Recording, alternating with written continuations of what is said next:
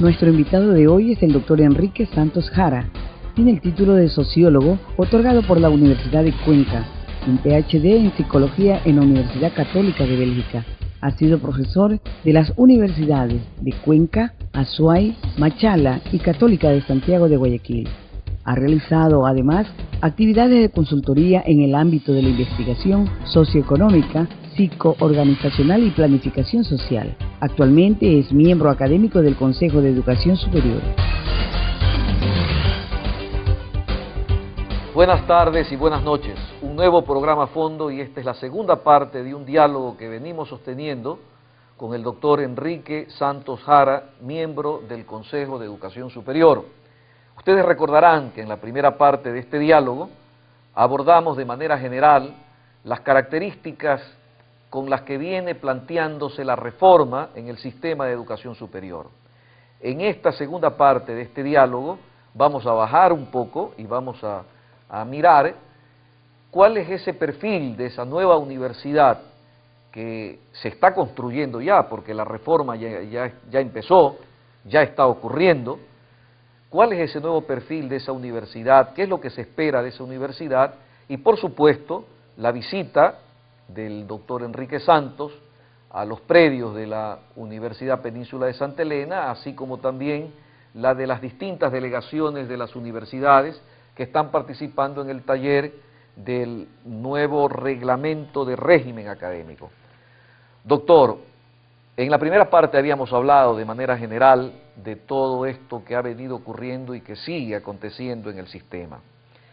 Esa nueva universidad que se está construyendo, ese nuevo rostro de la Universidad Ecuatoriana que ya se va decantando, volvamos a retomarlo, veamos un poco cuál era su pensamiento de cómo es que los ecuatorianos deben pensar que esa nueva universidad va a concretarse. Si nosotros queremos un cambio, lo que se viene repitiendo mucho, sobre todo en este tercer periodo de gobierno del presidente Correa, en el tema del cambio de la matriz productiva, debe estar claro que no hay cambio de la matriz productiva si no hay cambio de la matriz del conocimiento. Por ejemplo, nosotros no podemos hacer de la agregación de valor a los productos industriales un elemento de cambio de la matriz productiva si no tenemos los ingenieros, si no tenemos los analistas de ciencias básicas que sean capaces de discernir y de operacionalizar cómo se le puede dar valor agregado a la producción de pulpa de guanábano, por decirle algo. Y aquí viene la gran pregunta, ¿y qué es primero? ¿La transformación de esa matriz o es primero la producción de estos profesionales y de estos Yo lo veo como un proceso conjunto, porque si yo no tengo, si yo no arranco ahora con la implementación, vamos a suponer, de una industria que aproveche la pulpa del guanábano, evidentemente no tiene sentido que yo forme profesionales para que puedan trabajar en esa área, ¿no? Entonces no le vería yo como un círculo en que no hay solución como el del huevo y la gallina, yo le vería más bien como un círculo virtuoso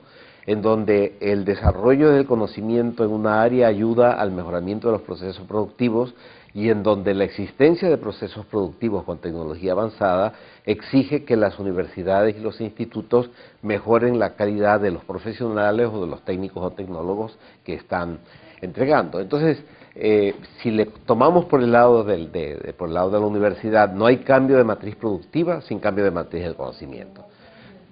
Estamos hablando de un cambio de la matriz energética y esta provincia tiene potencialidades enormes porque podemos utilizar la energía eólica, por ejemplo, que existe acá, que tiene mayor potencialidad que otras provincias del país, la energía marina, pensemos en la generación de biocombustible a partir de algas, por ejemplo, que es algo que ya se está haciendo en muchos países.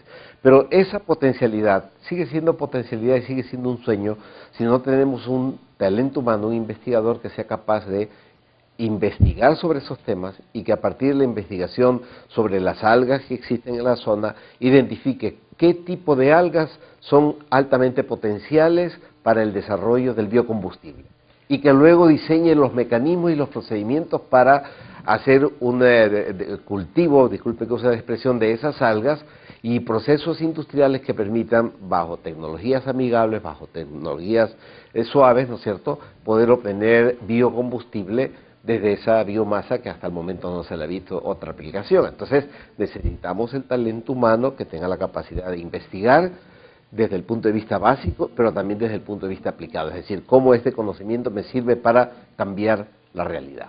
Las universidades generalistas finalmente van a morir. Yo creo que en el contexto del Ecuador van a persistir seguramente unas pocas universidades generalistas en algunas capitales de provincia, pero van a ser las buenas universidades generalistas, ¿no? No voy a nombrar ninguna para no afectar susceptibilidades, pero es evidente que yo diría de las 50 y pico de universidades que tenemos en el país, no vamos a llegar en un futuro mediano ni siquiera a 10 universidades generalistas. Se necesitan universidades especializadas y de pertinencia territorial. Muchas veces se dice, por ejemplo, tenemos muchos administradores de empresas. Yo estoy de acuerdo, en grosso modo. Pero yo podría decir, pero en la provincia de Pastaza y en la provincia de Napo, por ejemplo, donde hay un proceso de incentivo de la modernización y los emprendimientos de los colonos, no existen administradores de empresas. Yo podría decir, en la zona del norte de la provincia de Bolívar no hay suficientes administradores de empresas adaptados a los requerimientos de la microempresa familiar que se desarrolla allá. Y yo podría decir, aquí en la provincia no hay administradores orientados hacia la gestión de estas microempresas familiares en el área, por ejemplo, de la pesca, para ponerle un solo ejemplo, o en el área de la producción de la carpintería, ¿no es cierto?, la calidad de los muebles que es conocida acá. Entonces, necesitamos una universidad de pertinencia. Acá, por ejemplo, una universidad que investigue los fenómenos del mar, una universidad que investigue la potencialidad de biomasa. ¿Qué puede representar esa biomasa en términos de, o sea, los animales y las plantas, ¿no es cierto?, los seres vivos, quiere decir la biomasa, los animales y las plantas, ¿qué pueden significar en términos de darles una aplicación que no le estamos dando todavía? ¿Y qué puede significar procesos, mejoramiento, ¿no es cierto?, de insumos para procesos alimenticios, mejoramiento de insumos para procesos de cambio de la matriz energética, que es algo importante? ¿Qué podemos investigar para conocer cómo las especies madereras que han quedado, ¿no es cierto?, luego de 100 años de explotación acá en la provincia, pueden ser todavía utilizadas y pueden mejorarse las técnicas para darles más durabilidad, para darles más consistencia, más resistencia, por lo tanto producir mejores muebles, es decir, aprovechar la potencialidad, la vocación que tiene la provincia, y obviamente tenemos que orientarnos también a los servicios emergentes, que eso es un fenómeno mundial. La informática la vamos a necesitar en cualquier lado. Es transversal, ¿no? Es transversal. Muy bien, universidades generalistas pocas y que sean buenas, universidades territoriales que respondan a su contexto. Ese es en síntesis el pensamiento de Enrique Santos en este diálogo. Regresamos a una segunda parte en este programa. Ya volvemos.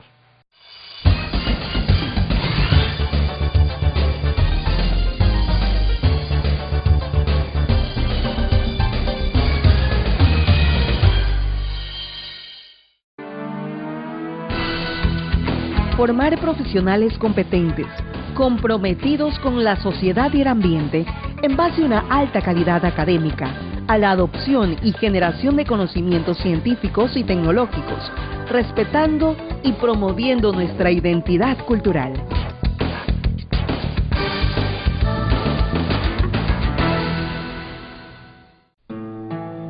Recuerdo que hace 15 años todo era un sueño. Luego se convirtió en lucha. Después hubo una primera piedra. Recuerdo también los primeros estudiantes. Se construyeron las primeras aulas. Vi los primeros graduados. Actualmente tenemos un campus. Ahora soy pilar fundamental en el cambio de la región.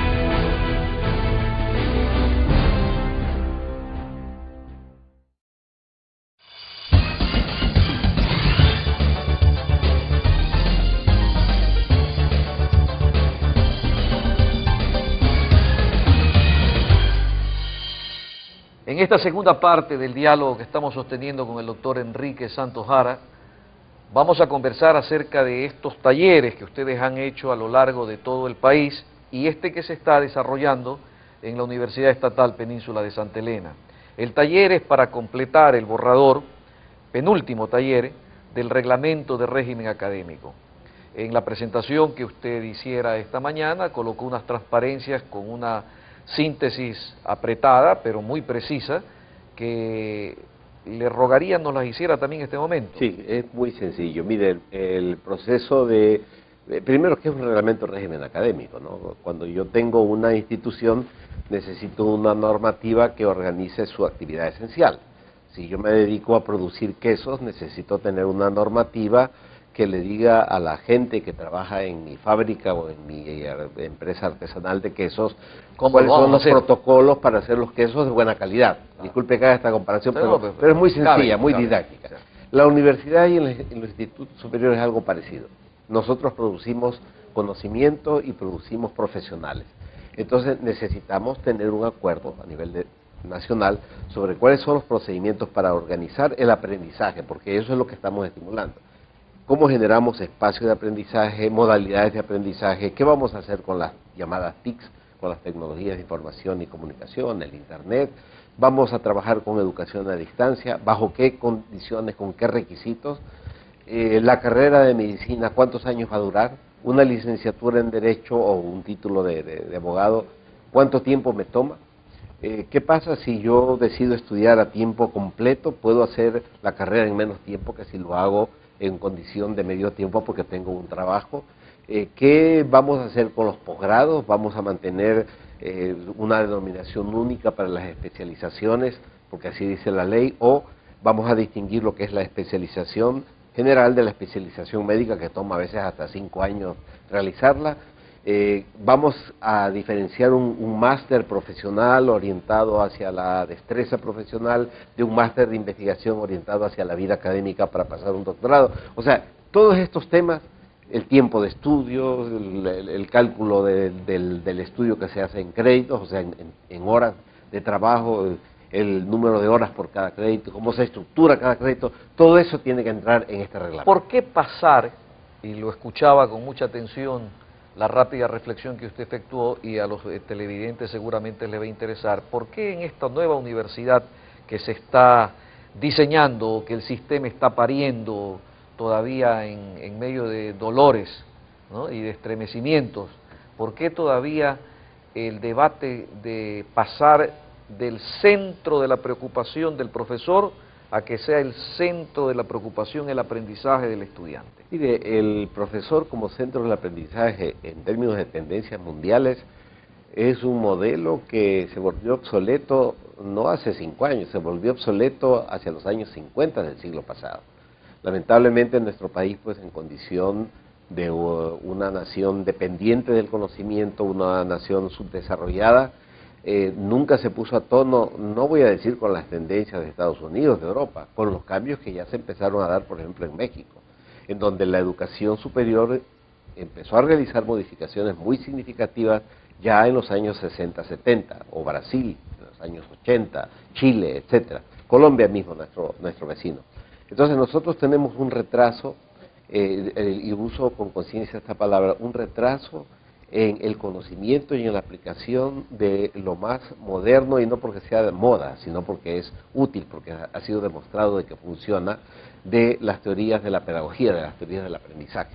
Actualmente todos sabemos, y más con esta generación de jóvenes como los que tenemos acá, que es lo que llamamos nativos digitales. Son chicos que cuando nacieron en la cuna ya tenían un aparato digital electrónico, que veían, nunca entendieron cómo era el televisor, que había que cambiar a mano los canales, como nos ocurrió a nosotros, que siempre hubo televisión a color y en alta definición, que conocieron el Internet desde pequeñitos, que jugaron con una tablet, con un iPad, que tenían contacto, y cuando el papá o el abuelito no podía hacer funcionar el smartphone, le daba al nieto de 4 o 5 años y el nieto de 4 o 5 años le soluciona. Estamos con una generación de lo que Prensky llamaba nativos digitales, es decir, personas que nacieron en el entorno digital. ¿Que hay problemas? Claro que hay problemas. No leen, porque tienen otras formas de acceder a la información, ¿sí? Entonces, nosotros, en cambio, ¿qué somos? Nosotros somos inmigrantes digitales, porque nosotros nacimos en el mundo, creo, de la lectura de la prensa escrita, del papel periódico, de la televisión en blanco y negro y que había que moverle, ¿no? De los radios con tubos incandescentes que daba mucho calor cuando uno se acercaba al aparato de radio, y evidentemente que hemos tenido la capacidad de pasar del teléfono analógico, ¿no es cierto?, con dial, hemos tenido la capacidad de pasar al mundo digital, pero exactamente igual que ocurre a nivel geográfico, dice Prensky, hemos llegado como inmigrantes digitales. Y obviamente nosotros inmigrantes digitales somos menos diestros que estos amigos de acá, que son nativos digitales y que tienen mucha facilidad, que se aburren escuchando una clase larga, porque ellos están acostumbrados a la figura, al sonido, a la imagen, que tienen la capacidad para hacer varias cosas a la vez, y el profesor le dice, pero concéntrese solamente en esta tarea. Ahora, pero en esa tarea de aprendizaje, el perfil del docente cambia. Perfecto, ahí vamos. Mire, nosotros aprobamos primero el reglamento de escalafón y carrera del docente e investigador, del profesor investigador, lo aprobamos a fines del año pasado. Ese es el punto de partida, porque estamos diciendo, primero, necesitamos una renovación de la planta docente. Se ha dicho que el reglamento obliga a que muchos docentes se jubilen, es verdad. El tema de tener título de maestría y o PhD en el corto plazo obliga a que algunos docentes se tengan que jubilar, sobre todo el de la maestría. Del PhD no me preocupa mucho por el momento porque hay varios años que tienen que pasar. Evidentemente, este momento en una universidad de Colombia, para no ir muy lejos, es impensable que un docente no tenga al menos una maestría. Así es. Pero y aquí la mitad de los docentes no tienen maestría y hay una resistencia al cambio que hemos conversado. Bueno, este reglamento obliga. Este reglamento fue duro, sabemos que llevó a una confrontación inclusive con algunos rectores, pero ahora se empieza a entender por qué era necesario ese reglamento. Por ejemplo, ¿por qué bajamos la cantidad de horas máximas que puede dar a un profesor a 16 horas? Porque no podemos centrar el aprendizaje en la clase. No podemos hacer que un docente dé 30 horas de clases a la semana. Yo he visto universidades en donde el docente da 30 horas de 60 minutos. 30 horas de 60 minutos de clase a la semana. Y yo siempre he dicho, dando cosas, que lo mejor es ser honesto y decirle, verá señor estudiante, aquí está el libro, aquí vaya a YouTube, vaya al internet, entre y busque. Y la clase debe ser un espacio en donde yo obligo a los estudiantes a pensar, a reflexionar, a discutir casos, a analizar casos, a estar en el laboratorio, a estar trabajando en el caso de la comunicación, apliquemos las cámaras, veamos las técnicas, evaluemos el resultado, cómo salió la filmación que han hecho los chicos en este momento, los evaluamos, les damos feedback y teorizamos. O sea, tenemos que cambiar los docentes y podemos cambiar porque no hay una brecha insalvable entre los nativos digitales y los inmigrantes digitales. Si hubiera una brecha insalvable, usted no estaría con ese iPad y yo no tendría un smartphone acá y no estaríamos utilizando laptops. O sea, nos hemos podido adaptar, pero hay que empujar y hay que poner presión sobre nuestros colegas, ¿no? Yo veo que usted es un hombre muy actualizado. Caramba, la mayor parte de los docentes ecuatorianos no se actualizan, no se informan y lamentablemente damos un mal ejemplo, un deplorable espectáculo a nuestros estudiantes que obviamente no se ven motivados, no se ven por el buen ejemplo de un docente que está informado, que está actualizado. Estamos en un diálogo ya finalizando con el doctor Enrique Santos Jara, miembro del Consejo de Educación Superior, quien está presidiendo este taller que está por concluir. ¿Qué es lo que se espera del taller? Bueno, nosotros ya tenemos con el taller de hoy, el penúltimo, una validación de los temas cruciales que se habían quedado pendientes en los anteriores talleres. Los temas cruciales eran, debemos tener como una especie de organización, una matriz, una red de organización básica de las materias tal como se hace en el colegio. Dejé ese debate interesante, sectores que dicen sí debemos tenerlo, necesitamos disciplinarnos y luego poco a poco vamos aflojando eso. Otros sectores dicen no debe haber ninguna regulación, las universidades deben poder hacerlo a su voluntad y guardando la autonomía universitaria. Debates acerca de cómo se debe dar una segunda lengua, por ejemplo, porque la LOES obliga habla del dominio, de la suficiencia de una segunda lengua, ¿no?, extranjera. Entonces, no necesariamente el inglés como algunos pues depende, suponen.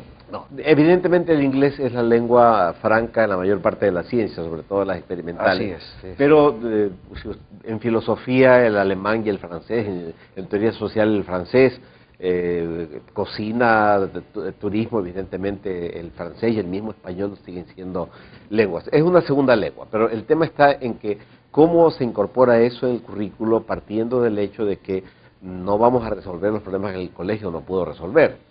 Entonces vamos a tener que apretar en la universidad, crear condiciones fuertes, porque lo que nos interesa es algo que lo mencioné yo en la comisión, no solamente que el chico maneje el inglés para poder leer un libro y esté actualizado, ¿no? En inglés, vamos a poner, o para que venga un profesor extranjero, me da una clase en el 5º año, en otra lengua, y yo puedo escucharle y seguirle a una eminencia que viene y que no habla el español y que la traducción no es adecuada, sino porque hay un proyecto de Estado, de país, que nadie lo ha cuestionado, que es el plan de becas. Pero el plan de becas necesita manejar con suficiencia una segunda lengua. Entonces, mientras más logremos avanzar en el dominio, en la suficiencia o en el dominio de una segunda lengua, básicamente el inglés, sobre todo en las ingenierías, por parte de nuestros estudiantes de grado, vamos a tener la posibilidad de expandir mucho más la cantidad de becas que se dan. Este rato, el señor presidente del CES, que es secretario nacional de la CENCIA, el economista Ramírez, ha dicho el fondo para becas es ilimitado. Y es ilimitado ¿en qué sentido? En el sentido de que la cantidad de dinero disponible para becas, comparado con la cantidad de estudiantes que logran pasar las pruebas para becas, plantea una brecha enorme. Es decir, me invento una cifra solo para ejemplificar, ¿sí? Hay disponibilidad de 10.000 becas y solo hay 1.000 estudiantes que logran pasar las pruebas. Y uno de los temas centrales es la lengua, es la segunda lengua. Es la segunda lengua. Claro. Muy bien. Un diálogo con una de las autoridades del Consejo de Educación Superior, quienes vienen haciendo los esfuerzos porque la reforma que están llevando adelante sea una reforma rica, sea una reforma consensuada. A mí la verdad es que la palabra consensuada siempre me trae al recuerdo de que con es juntar sensus, sentimientos, juntar sentimientos es el consenso. Cuando no se pueden juntar racionalidades, se juntan sentimientos, y el mayor sentimiento es el que tengamos una universidad al servicio del país, al servicio del desarrollo del país, de la producción del país y de todos ustedes. Las últimas palabras, doctor, para cerrar esta segunda parte de este programa y de esta conversación que ha sido intensa. Realmente le agradezco. A mí me encantan estos desafíos porque obligan a uno a organizar a veces ideas que las está desarrollando en el día a día y que en la tarea de gestión, por ejemplo, que se hace en el Consejo de Educación Superior, a veces no tenemos el respiro para sentarnos, pensar, organizar, estructurar. Me encantan estas experiencias porque me permiten estructurar mis propias ideas que a veces están sueltas, y caramba, de aquí salgo con algunos insumos que quiero regresar al taller a plantearlo, por lo que acabamos de conversar en este momento. Muy agradecido con el recibimiento de la universidad, el ingeniero Candet, realmente extraordinario, como siempre, no solo creo que lo decimos nosotros los miembros del CES, sino los visitantes que han venido de otras universidades de la costa ecuatoriana. Y bueno, un agradecimiento a usted por esta entrevista tan motivadora, tan estimulante, muy abierta, y donde hemos podido pues tener un diálogo sobre la base de que tanto usted como yo conocemos el tema de la educación superior, y yo creo que eso puede ser muy ilustrativo para los televidentes que siguen este programa, sobre todo para los jóvenes. Eso aspiramos, a que haya sido ilustrativo y a que ustedes, esta conversación que hemos tenido con el doctor Enrique Santos, haya aportado nuevas maneras de entender lo que está ocurriendo en el sistema de educación superior. Muchas gracias y gracias por seguirnos programa a programa. Buenas tardes y buenas noches.